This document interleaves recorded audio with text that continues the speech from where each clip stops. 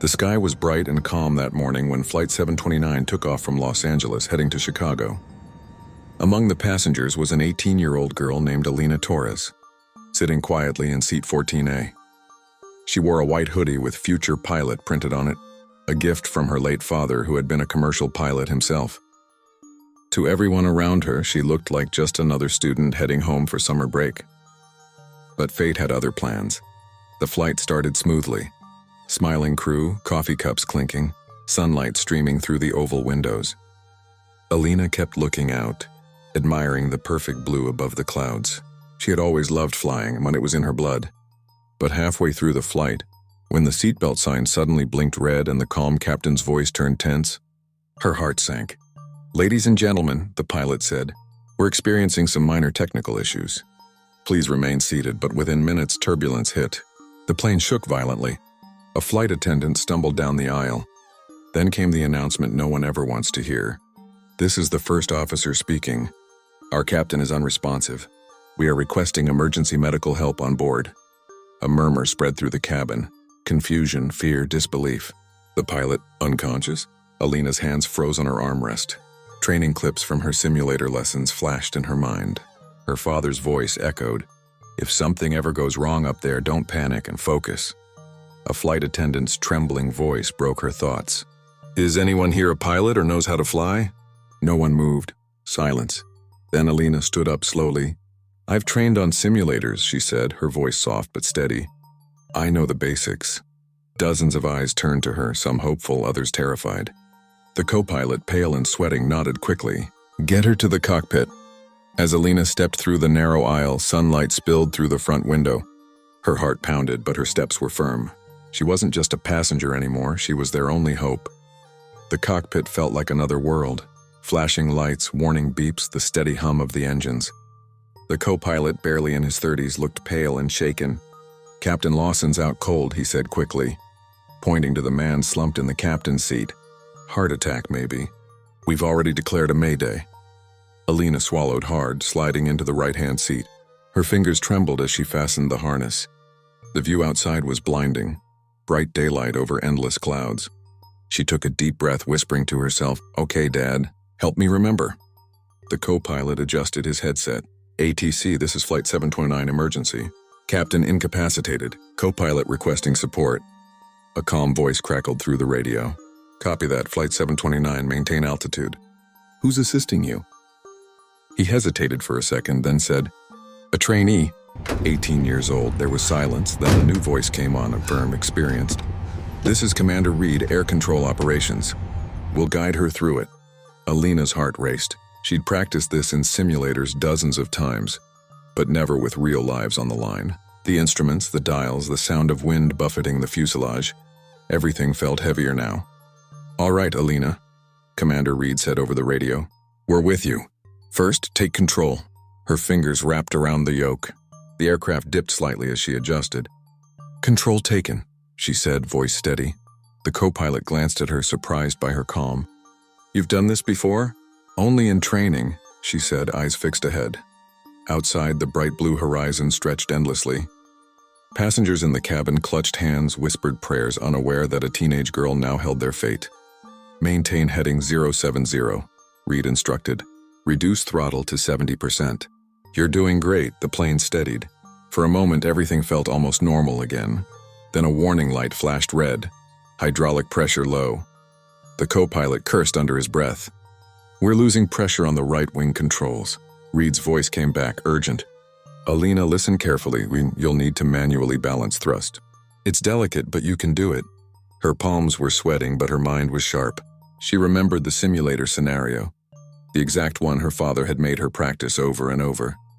She whispered softly, "I know this one." And as the clouds thinned, sunlight poured over the cockpit, like a quiet promise that she wasn't alone.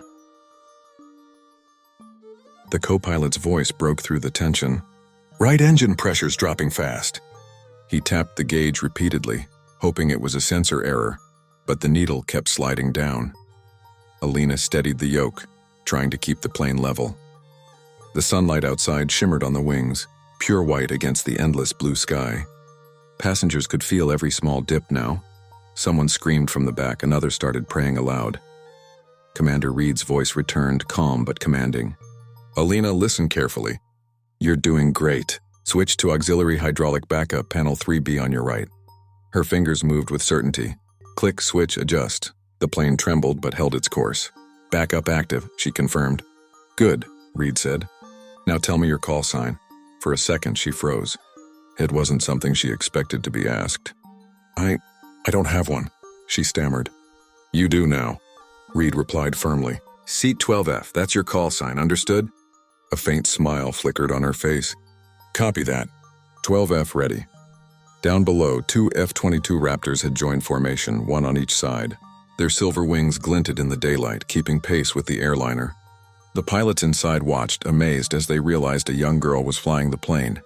This is Eagle Lead, one of the fighter pilots radioed to ATC. Confirm, is the girl in control? Affirmative, came Reed's voice. She's keeping that bird in the sky. The fighter pilot let out a slow breath. Copy that.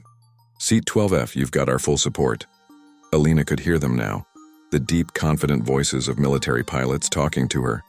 It didn't feel real.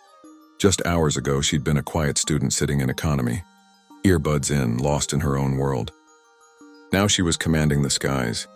Eagle Lead to 12F. We've got you on both sides. Keep her steady. We'll guide you through descent when ready. Alina adjusted her grip on the controls. The co-pilot looked at her in disbelief. You're actually doing it, he whispered. She didn't respond, she was focused. Eyes locked on the horizon, sunlight reflecting in her pupils. Somewhere deep down, she could almost hear her father's voice. A calm pilot is a safe pilot. Seat 12F to control, she said softly. We're holding steady at 20,000 feet. Roger that, came Reed's reply. You're not just holding steady, kid. You're making history. The sky over the coast was painted gold as the sun began to drop lower. The sea shimmered beneath the clouds like liquid glass. Alina exhaled slowly. Her arms ached from gripping the controls, but she didn't dare relax. Seat 12F, Commander Reed's voice came through, steady as ever. You're lined up for approach to runway 28. F-22s will stay with you until touchdown. You ready, kid?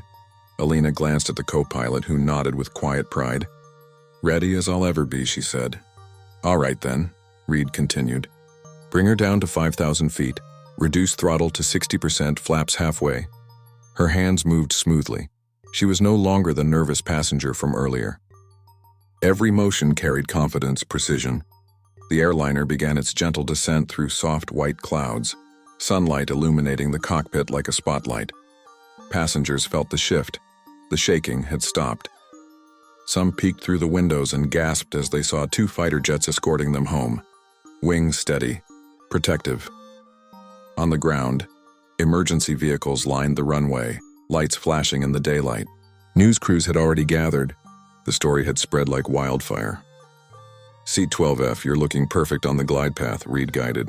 Keep it steady. You're almost home. The co-pilot read out the airspeed. 150 knots. 135. 120. Flaps full, Alina said calmly. The landing gear came down with a thud. The runway grew larger in front of them, bright and blinding under the sun. Her heart pounded. Every second stretched endlessly. Ease her in, Reed whispered through the static. Alina pulled gently on the yoke. The main wheels touched down, once, twice, then the nose gear followed. A loud cheer erupted from the cabin behind them. She hit the brakes, the engines roared, and finally the plane rolled to a slow, graceful stop. Silence. Then the co-pilot turned to her. Voice trembling. You just landed a commercial airliner. Tears blurred her vision. We did, she said softly. Outside, the F-22s dipped their wings in salute, a gesture reserved for heroes. The pilots' voices came through one last time. Respect, Seat 12F. You've earned your wings. When she finally stepped out of the cockpit, sunlight hit her face. Reporters, paramedics, and passengers all stared, not at a trained captain, but at a young girl who'd done the impossible. Alina smiled faintly and whispered, Dad, I flew.